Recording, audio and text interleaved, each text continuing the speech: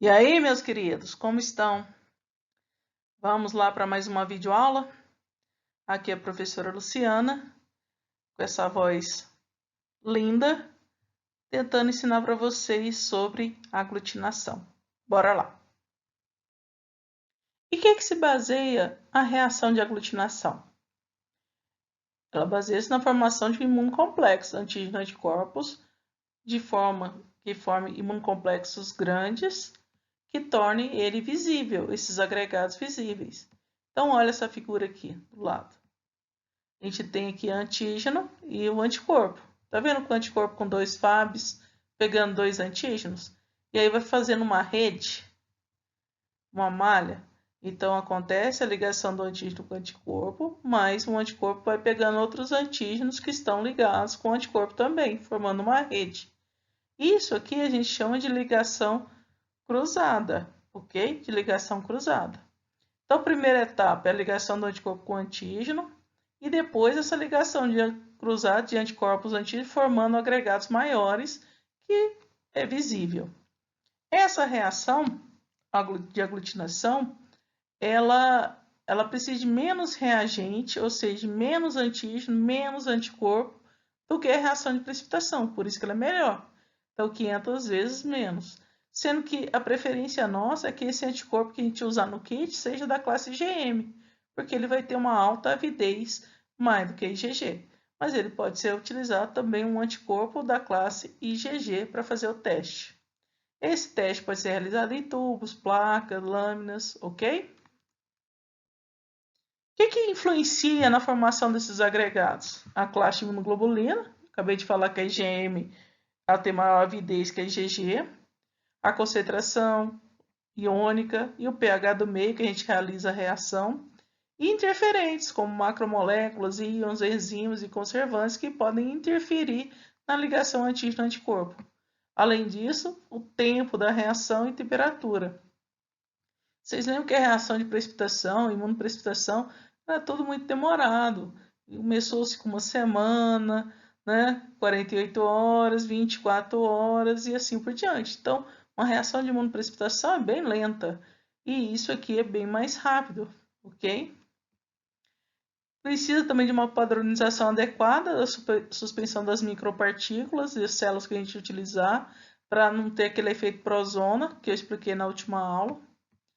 Concentração de antígeno anticorpos fixado nessas micropartículas, então tem que desenvolver micropartículas, né, que fixem anticorpo ou antígeno. Lembre que a reação de aglutinação, o antígeno é particulado, e depende também da estabilidade da ligação do antígeno anticorpo e a acessibilidade desse anticorpo, né, nas micropartículas ou células que a gente utilizar, ok? Qual que é a vantagem da aglutinação? Ela é baixo custo, ela tem uma boa especificidade, eu posso fazer uma leitura visual, ou posso levar no microscópio também, facilidade de execução. Geralmente são testes rápidos. Desvantagem, ela tem uma baixa acessibilidade, ou seja, aquele que é positivo pode não ser pego pelo exame, ok? E eu liberar falsos negativos. Eu posso reproduzir os lotes de reagentes, né, são parecidos, dá uma estabilidade. E estabilidade da ligação de antígeno-anticorpo no suporte que a gente usa. Relembrando aqui a precipitação. Precipitação é a formação de complexos antígeno-anticorpo, só que esse antígeno, ele está solúvel ali, né, ele natural, e não tem uma micropartícula, ele não é particulado, ok? De aglutinação é agrupamento de partículas, usualmente de moléculas de anticorpo que se ligam ao antígeno, que estão na superfície de uma célula, ou de partículas que a gente adere a esse antígeno. Então, eu posso fazer látex com antígeno, por exemplo. E aí tem dois termos que a gente tem que aprender, aglutinina e hemaglutinina. Aglutinina é o termo usado para descrever anticorpos que aglutinam antígenos particulados, ok? Ou seja, antígenos estão presos em alguma coisa que interessa, ou um antígeno particulado naturalmente, um antígeno que está na membrana da hemácia naturalmente, por exemplo, ou um antígeno que foi particulado por manipulação. Então, um teste de gravidez, por exemplo, beta-HCG, a gente mobiliza o HCG, o hormônio, em látex, ok? Hemaglutinina é o antígeno, né? É o nome que ele dá ao antígeno quando ele é uma hemácia. Então, ele está preso na hemácia. Então, eu posso usar minha hemácia, uma hemácia de carneiro, uma hemácia de ave, e colocar aquele antígeno de interesse na superfície da hemácia. Então, eu estou criando uma nova hemácia com antígeno específico. Eu estou manipulando aquele antígeno. Estou particulando aquele antígeno na membrana de uma hemácia. Eu chamo isso de hemaglutinina. Ok? Nós temos dois tipos de aglutinação: reação direta e indireta. A reação direta o antígeno não é manipulado, ele não está usando o carreador. O anticorpo, aqui nesse teste, vai se ligar diretamente no antígeno. Isso acontece na tipagem sanguínea. Então, o sistema BO, RH, os antígenos estão na superfície da hemácia, eu não precisei manipular. É um antígeno natural. Já a aglutinação indireta, eu uso o carreador. Esse antígeno, então, ele é aderido a um carreador, que pode ser esferas de poliestireno, que é o látex, ou células. Eu posso colocar o antígeno na hemácia, ok? Então, isso aqui, a hemácia funciona como um carreador. Ou outra célula, leveduras e outras, por exemplo. Então, o exemplo aí da aglutinação direta é a tipagem sanguínea, como eu mencionei. Vamos ver aqui a reação de aglutinação direta. Então, na reação direta, o antígeno é parte natural da célula. É um antígeno natural, integrante. Eu não estou manipulando. E essa célula funciona como a fase sólida da reação. Então, nessa reação direta, eu posso pesquisar o antígeno ou o anticorpo. Ok? Então, por exemplo, tipagem sanguínea. Eu estou pesquisando se a hemácia tem um antígeno A, um antígeno B, usando um anticorpo. Mas eu posso, por exemplo, pesquisar a presença de anticorpos, como aqui na mononucleose, que a gente pesquisa esses anticorpos heterófilos, que é contra o Epstein-Barr. E a gente vai ver. Então, isso aqui são exemplos que a gente vai comentar. Hemaglutinação, como direto, teste de aglutinação para mononucleose, teste de aglutinação para tripanossomíase e outras parasitoses, ok? Vamos falar alguns desses exemplos.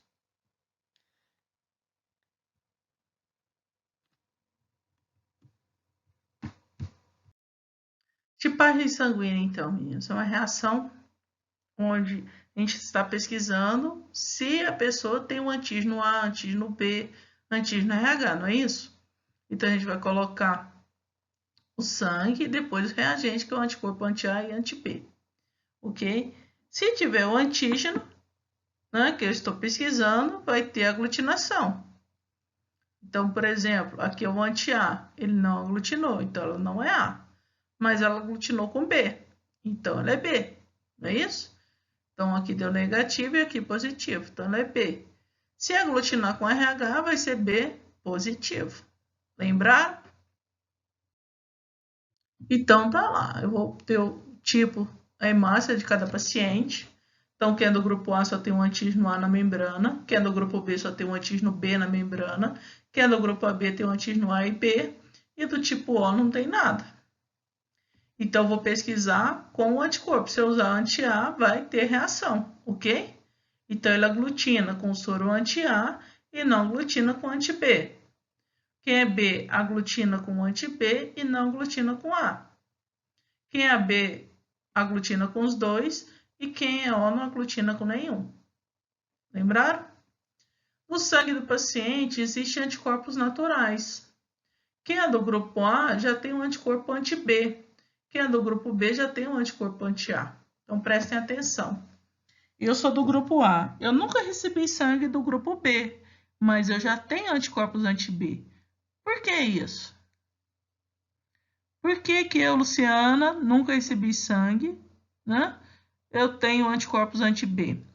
Esses anticorpos anti-B são anticorpos ditos naturais, que a gente obtém com a presença da microbiota em nós. O antígeno B é um carboidrato. O antígeno A é um carboidrato. Então, quem é do grupo A tem a galactosamina na membrana da hemácia. Quem é do grupo B tem a galactose.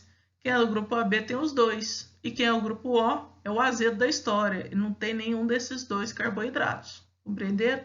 E esses carboidratos estão presentes na microbiota. Então, à medida que vai aparecer na microbiota em nós, o sistema imune vai produzindo anticorpos contra isso. E como ele não é um antígeno, ele é um antígeno estranho, que não tem na nossa membrana hemácia, a gente produz ele. Está claro? Tomara que sim. Bem, uma outra uso da aglutinação direta é na detecção se a paciente tem uma doença chamada mononucleose infecciosa. Essa mononucleose infecciosa é causada pelo vírus Epstein-Barr. Não sei se vocês já ouviram falar, a doença do beijo, que dá uma amidalite também, ok? Essa pessoa com mononucleose, ela produz anticorpos heterófilos, que são chamados anticorpos de Paul-Bunel, que é quem descobriu esses anticorpos. O que vem a ser um anticorpo heterófilo? Anticorpos heterófilos são imunoglobulinas, anticorpos produzidos em resposta a um antígeno não específico ou contra antígenos de animais induzidos a partir de vacinas, contato ambiental ou determinadas doenças infecciosas e autoimunes. Na verdade, esses anticorpos, eles apresentam muita especificidade, não têm especificidade, possuem baixa afinidade. Então, é uma resposta a um antígeno não específico, pense nisso. Mas, quando a pessoa tem essa infecção por Epstein-Barr, aumenta o número a quantidade desses anticorpos heterófilos. Como é que a gente descobre esses anticorpos? Esses anticorpos, quando na frente de hemácias de carneiro, né, dá reação. Então, a gente pega o soro do paciente e coloca à frente de hemácia de carneiro e aglutina.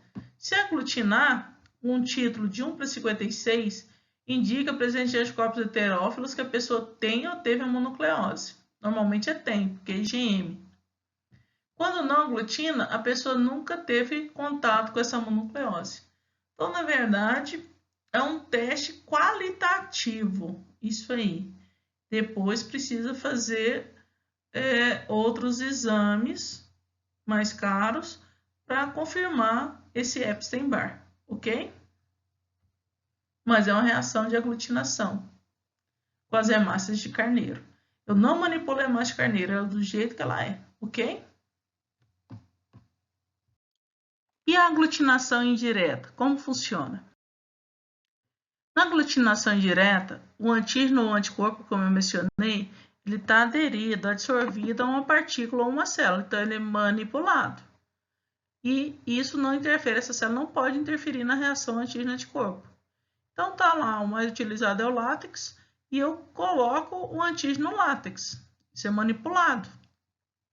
Isso vai permitir com que aumente o tamanho do imunocomplexo e torne aquilo visível, ok? Mas eu posso usar células, então hemácias que são modificadas. A hemácia, imagina que aqui é hemácia, eu estou colocando o antígeno, então eu manipulo essa hemácia. Pode ser hemácia de aves e de carneiro. E aí forma a reação de aglutinação, antígeno-anticorpo, que forma essa rede, e a gente visualiza isso aqui. Tudo bem? Então, eu posso pesquisar o antígeno ou o anticorpo. Então, aqui imagina um látex com antígeno. Eu venho isso no meu kit de diagnóstico e aqui eu pesquiso o anticorpo no sangue da pessoa. Agora, aqui é o contrário. Eu tenho o látex e tenho o anticorpo imobilizado. E aí eu pesquiso o antígeno, se a pessoa, no sangue dela, tem o antígeno. Beleza? Então, depende do que vem no meu kit. Meu kit vem com antígeno? Meu kit vem com anticorpo? Eu vou pesquisar o contrário. Então, exemplo de aglutinação indireta. Vamos dar alguns exemplos. VDRL, que é para sífilis. O ASLO, que é para streptococcus. Fator reumatoide, que é para doença autoimune, artrite reumatoide. E o PCR, que é a proteína C reativa que a gente dosa numa inflamação. Então, a gente vai falar de cada um desses exemplos, onde o VDRL, o antígeno está mobilizado em cristais de colesterol, não é látex, e esses 3 estão imobilizados em látex, ok? Reação de VDRL. Para que serve esse teste? Esse teste ele serve para determinar, né, fazer uma triagem para sífilis. Se ele der positivo, a pessoa pode ter sífilis. Se der negativo, significa que não tem. Quando essa reação dá positiva, a gente precisa fazer outros testes mais específicos para a sífilis, ok? Lembrando que a sífilis ela é causada pela bactéria Treponema pallidum, ok?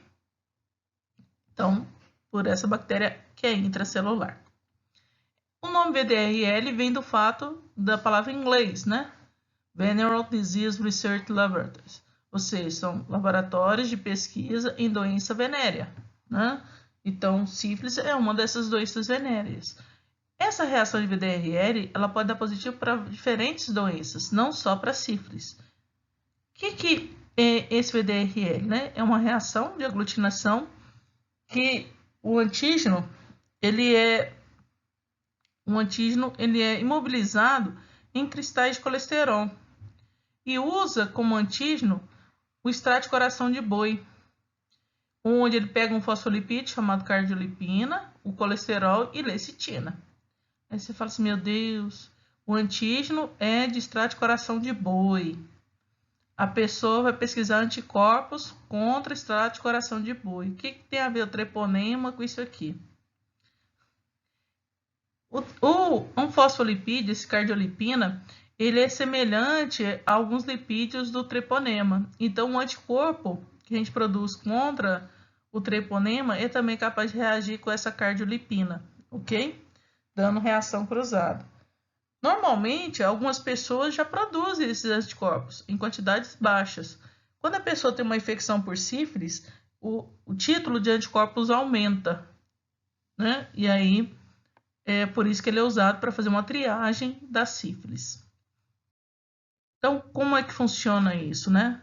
Esse antígeno, então, não é do treponema, né? Do coração do boi, onde a gente tem aqui uma micela, onde a gente tem lecitina, colesterol e cardiolipina. Então, faz essa micela, é isso aqui, que vem em cristais de colesterol, ok? Aqui não é látex.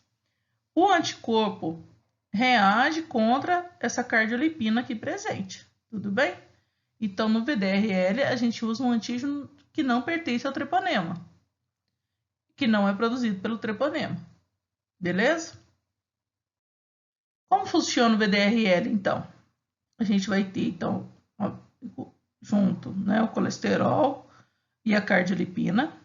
Então, o colesterol e a cardiolipina. E se a pessoa tiver, é um anticorpo contra a cardiolipina. Quando isso acontece, ele dá um aspecto de floculação, uma pontuação, formam complexos grandes. Se eu não tenho os anticorpos, a pessoa não tem sífilis, isso aqui não tem e não associa, então, ok? Não forma esse complexo grande que a gente vê como se fosse um floco. Então, a gente vem, coloca a amostra, né? Coloca o antígeno, que é a cardiolipina, homogeneiza, deixa rodar e se aglutinar positivo e não aglutinar negativo. Se esse teste der positivo, eu vou fazer outros exames mais específicos para confirmar a sífilis. Aqui é para vocês terem ideia, né? O controle negativo. Essa imagem não está lá boa, mas foi o que eu consegui. E aqui, tá vendo? Positivo, os pontinhos pretos. Isso é a floculação que a gente visualiza, tá? É muito difícil desenvolver exame para sífilis. Por quê? Porque essa espiroqueta é um patógeno intracelular, como se fosse vírus. E ela não é cultivável in vitro. Olha que jeito que é mantida essa bactéria em testículo de coelho. Então, a gente tem muita dificuldade de fazer um antígeno só dessa bactéria, né, que dê sensibilidade ali. Então, o primeiro teste, exame que foi feito para sífilis foi esse, o VDRL. Então, esse teste é chamado teste não treponêmico, como eu mencionei, é uma triagem. Então, são testes que detectam anticorpos não treponêmicos. Anteriormente, esses anticorpos eram denominados de anticardiolipínico, reagínico ou lipídico. Esses anticorpos não são específicos do treponema pálido, porém estão aumentados na sífilis. Muitas vezes o EDRL é chamado de teste cardiolipínico. Então, o EDRL é um teste não treponêmico. Existe aí, depois vocês vão falar de ELISA, né? De FTA, absorvância, onde a gente pode fazer os testes contra antígenos treponêmicos ou detectar anticorpos antitreponêmicos, ok? Então, é um teste de triagem. Asma. Asma é quando a gente tem muita infecção de garganta, né? A gente aumenta um anticorpo, né? Um anticorpo chamado antistreptolizina O. Então, o asma é o teste no que a gente pesquisa se a pessoa tem anticorpos contra a streptolizina O, que é uma proteína do Streptococcus pyogenes, que é o principal agente etiológico da amidalite, ok? Então, cheio de pus. Uma das complicações do Streptococcus é a pessoa desenvolver uma doença autoimune chamada febre reumática. Então, esse Streptococcus ele tem uma proteína, a proteína M, que é muito semelhante à proteína do coração, das válvulas venosas. E aí, o anticorpo que é feito contra o Streptococcus pode atacar as válvulas venosas ou as válvulas do coração. E aí, a gente fala que a pessoa tem febre reumática. As pessoas do povo por aí falam que a pessoa tem reumatismo no sangue. Então, gera inflamação nas válvulas venosas, dificultando o retorno venoso. Aí as pernas ficam tudo azuladas. Entendeu? Então, esse anticorpo é contra a streptolizina O. Então, a gente usa o anti-streptolizina O, ele é imobilizado em látex, ok? E a gente pesquisa os anticorpos. Então, aqui, né, a gente coloca primeiro o soro, né? Aqui é o controle positivo, o soro, e o controle negativo. E depois vem com látex, que fica essa cor esbranquiçada, onde aglutina, tá vendo? O controle positivo. Já o soro do paciente deu negativo igual ao controle negativo. Esse teste tem uma sensibilidade de 80%, ok?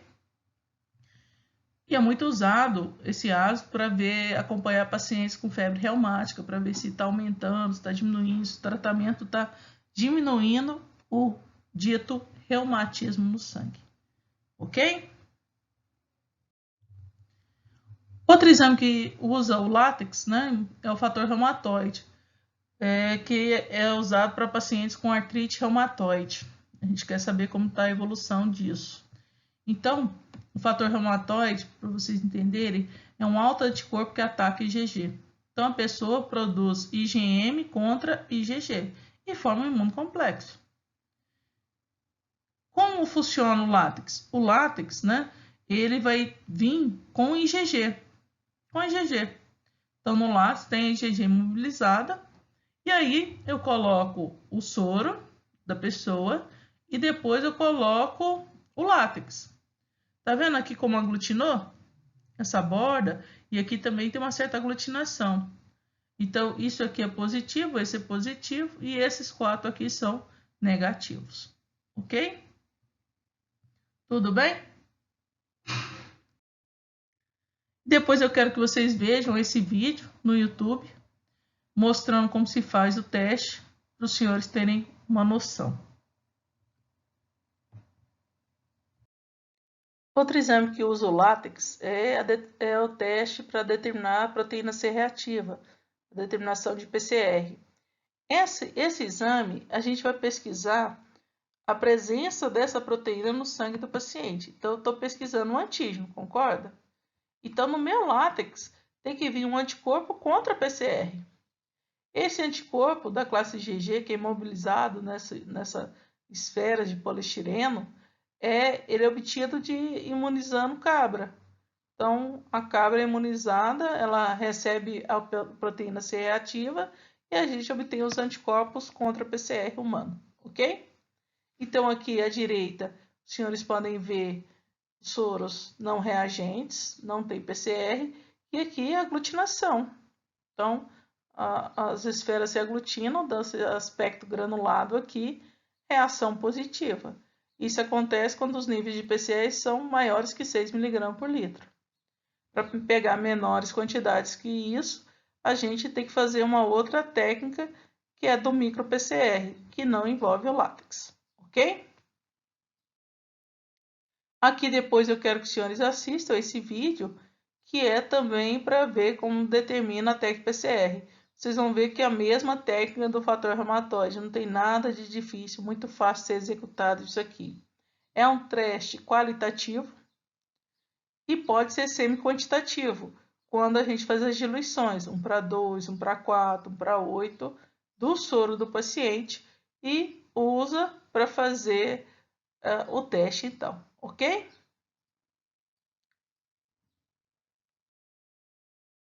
Bem, uma outra coisa que eu gostaria de aprofundar com vocês é a aglutinação que usa as hemácias, é a hemoaglutinação. O sistema BO tipagem sanguínea é uma hemoaglutinação, mas ela é muito utilizada ali, a hemácia do antígeno ABO, ela é natural, não é modificada. Nessa hemoaglutinação, as hemácias são manipuladas. Então, vou usar a hemácia de carneiro, de aves, e vou colocar o antígeno que me interessa nessa hemácia.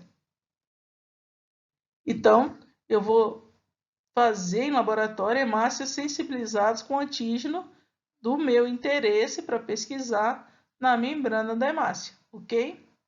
Então, uma hemácia modificada. Isso permite, então, formar complexos mais pesados. A hemácia funciona como um ótimo carreador, melhor que o látex, e vão precipitar com maior velocidade e facilidade.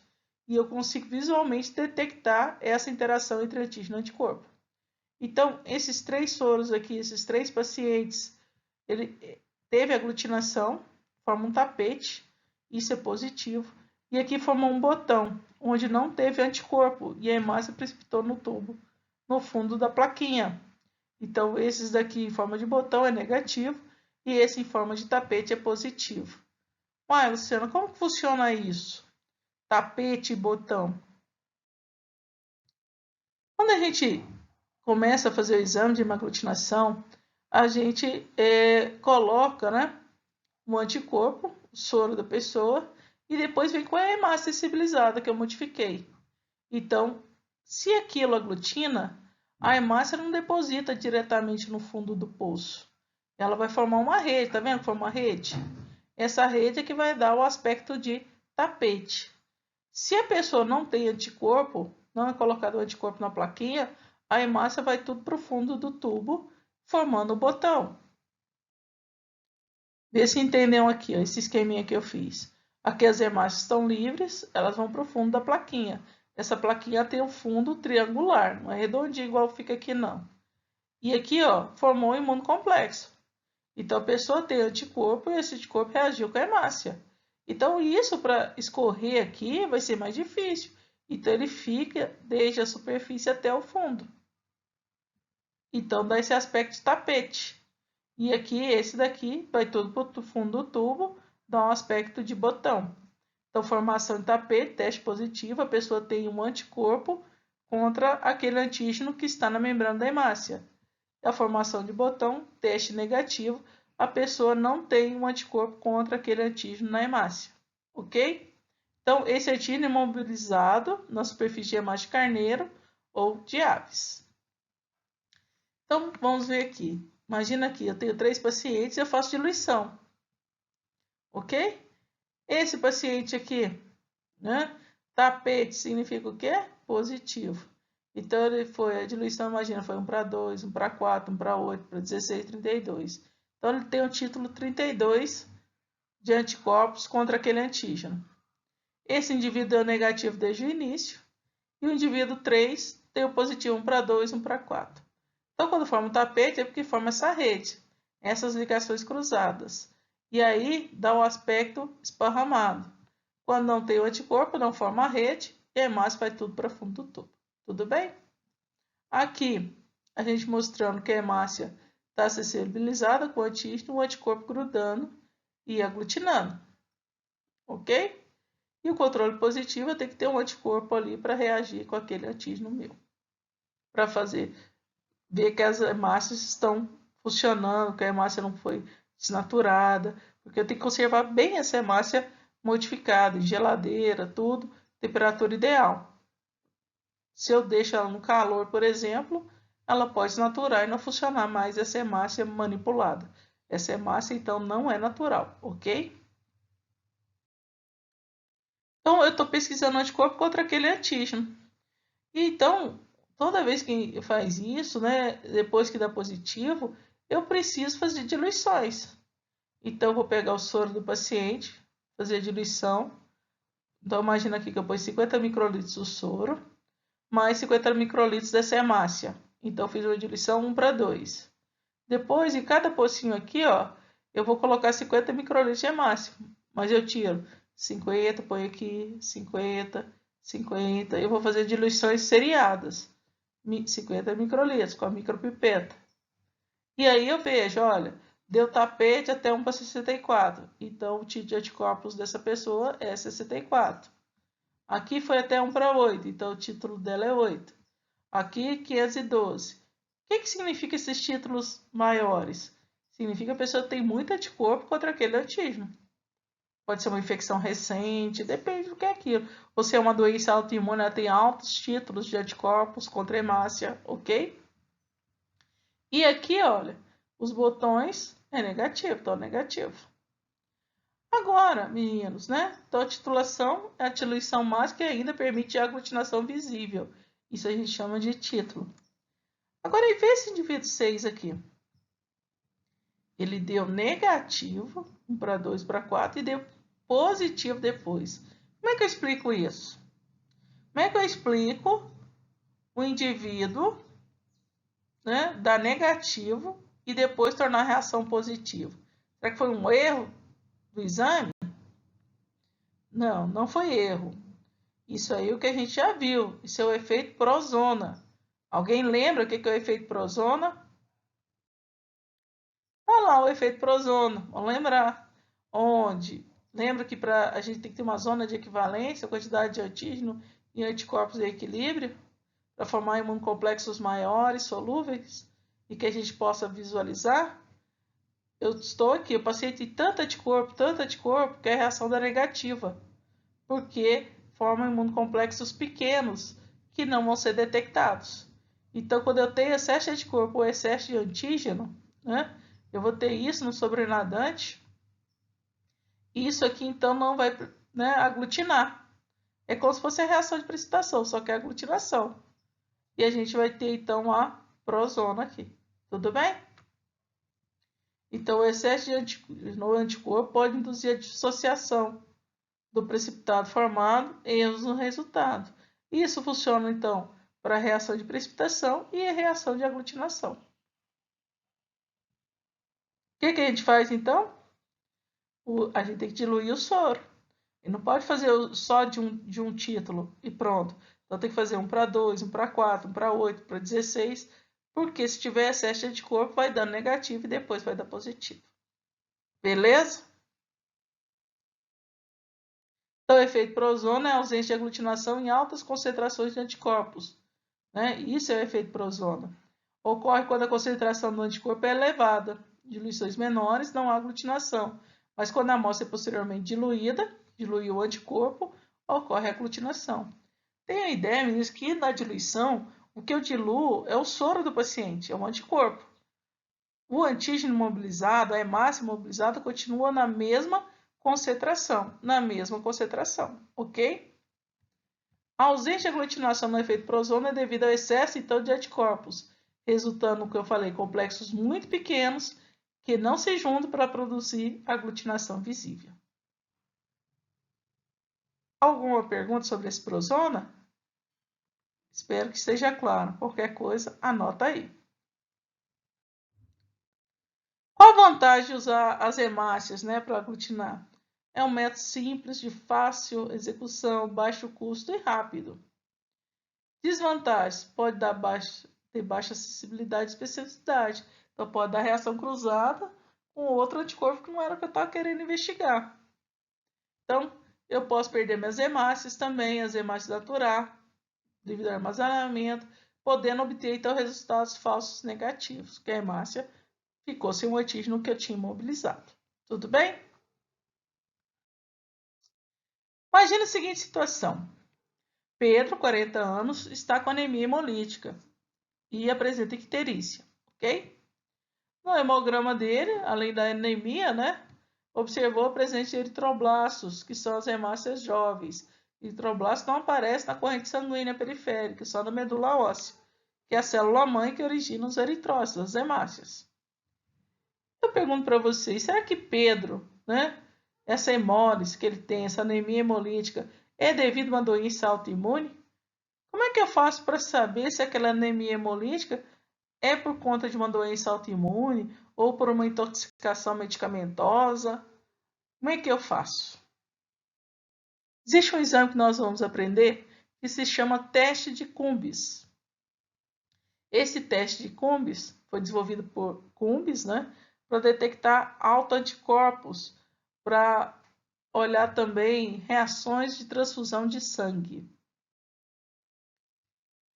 Esse teste Cumbis, então, é usado na investigação de reações transfusionais hemolíticas. Então, eu fiz transfusão de sangue de um paciente A positivo para A positivo, mas deu reação, não rejeição. Então, existem outros anticorpos que podem atacar a hemácia, além do anticorpo anti-A e anti-B e anti-RH, ok? Doença hemolítica do recém-nascido, que é incompatibilidade mãe e filho, né? Nós já vimos isso na imuno. A mãe é RH negativa, o filho é RH positivo. A mãe é sensibilizada, produz anticorpos contra RH, que atravessam a placenta e lisam a hemácia.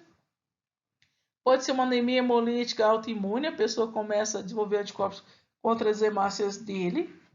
E pode ser utilizado para investigar uma hemólise induzida por medicamentos, por drogas, ok? O que acontece? Quando a pessoa tem, por exemplo, uma doença autoimune, esses anticorpos, eles se ligam na hemácia, fixam na membrana das minhas, bloqueando o antígeno, mas não aglutinam essas hemácias, ok? Então, esses anticorpos são ditos incompletos, né? Incompletos porque eles apenas se ligam na hemácia, neutralizando, mas não aglutinam as hemácias. Então, eu preciso saber se esse anticorpo, vamos falar assim, fraco, né, que a pessoa está produzindo contra a hemácia, ele está ali presente ou não. Então, eu quero saber se aquele anticorpo aderido à membrana da hemácia existe. E aí, Cumbis desenvolveu um soro contra os anticorpos da hemácia. Então, Cumbis desenvolveu um anticorpo contra IgG, antiglobulina. Então, ele fez um anticorpo anti-IgG poliespecífica e também um anticomplemento. Então, esse anticorpo anti-IgG ou anticomplemento, ele vai se ligar ao antígeno IgG que está na hemácia, ou o antígeno complemento que está na hemácia da pessoa. Então, ele fez isso aqui para investigar se existem esses anticorpos ligados na hemácia da pessoa, que está causando anemia hemolítica, ok? Usa, né, então, no teste de Cumbis, esse reagente, é um anticorpo, que eu chamo de soro de Cumbis. O meu controle negativo é salina, e meu controle positivo são hemácias que eu já tenho e que estão revestidas com IgG ou complemento, ok? Então, o teste de Cumbis direto, ele pesquisa a presença de anticorpos contra a hemácia. Esses anticorpos estão aderidos à membrana da hemácia, são chamados de anticorpos opsonizantes. O soro de Cumbis, como eu mencionei, ele vem com anticorpo contra IgG presente na hemácia ou anticorpo contra o sistema complemento. Então, ele vem com esses anticorpos. Se a hemácia estiver opsonizada, ela vai ter IgG na sua membrana ou vai ter complemento na sua membrana, ok? Então, tá lá, a hemácia do paciente, ele está com esse anticorpo que neutraliza, mas não aglutina. E eu venho com soro. Aí, esse reagente, ó, ele faz com que aconteça a aglutinação. Então, esse anticorpo contra a IgG humana, ele neutraliza e aglutina. Tudo bem? E aí eu visualizo aquilo. Então, se teve aglutinação, se aglutinou, a pessoa tem anticorpos ligados à sua hemácia. Então, pode ser uma anemia hemolítica. Vamos lá. Como é que eu vou fazer o teste de Cumbis direto? Eu vou pegar a hemácia do paciente. pegar a hemácia do paciente com os anticorpos. A gente lava essas hemácias, beleza? Aí a hemácia lavada aqui, ela tem os anticorpos IgG aderido, por exemplo. É um alto anticorpo, não é isso? IgG atacando o antígeno próprio. Aí vem o soro de Cumbres, que tem anticorpo contra IgG. O que esse soro de Cumbres faz, esse anticorpo?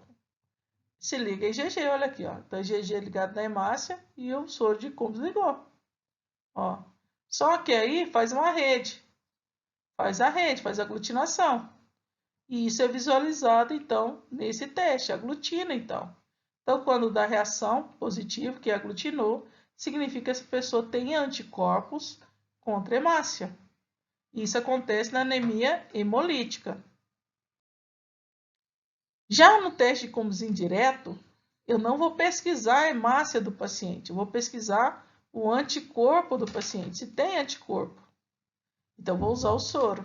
E aí, eu uso uma hemácia que eu modifiquei, por isso que é indireto. Então, essa hemácia tem um antígeno que eu estou pesquisando, a hemácia do doador, e aí a pessoa, o anticorpo, vai reagir. Só que, tá vendo que não forma aglutinação? Só tem neutralização? Aí eu venho com soro de Cumbres e vou pesquisar. Aí vai formar a rede e vai dar aglutinação positiva. Tudo bem? Então, no teste direto, eu pego a hemácia do paciente e vejo se essa hemácia está opsonizada ou não. E no teste de Cumbres indireto, eu pego só o soro, só os anticorpos do paciente. Eu não pego a hemácia. A hemácia é de um doador. Tranquilo? Então, no teste de Cumbres indireto, eu estou pesquisando apenas os anticorpos e vou usar a hemácia do doador.